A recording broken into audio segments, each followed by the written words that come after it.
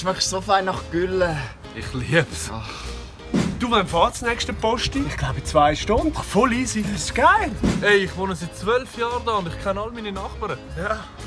Hey, wo wollen wir her? Wenn wir auf den roten Platz hängen. Voll easy. Okay. Grüezi! Grüezi.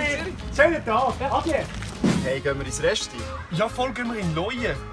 Oder gehen wir ins Rössli? Gehen wir in Bären. Oder ins Sterne? Gehen wir in Treben. Oder ins Böstli? Der Hirsch ist noch gut. Ja, voll. Gehen wir. Jungs, was meinen ihr? Gehen wir raus? Nein, ich kann nicht. Ich muss noch Rasen mähen. Ich muss noch den Traktor polieren.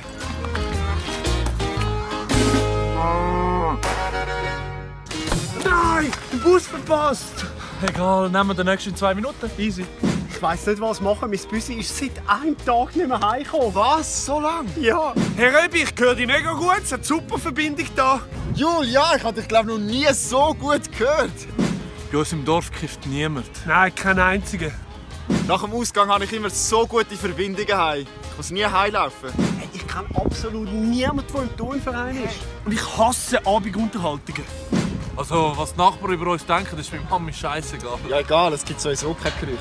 Nein, ich finde es schön, dass da niemand lästert. Hey, die Party heute in der Mehrzweckhalle, die spüre ich voll nicht. Ja, die Huren viele Hipster am dort. Ja, also, ich habe noch nie etwas mit meiner Schwester gehabt. Ja, und ich habe noch nie etwas mit meiner Cousine gehabt.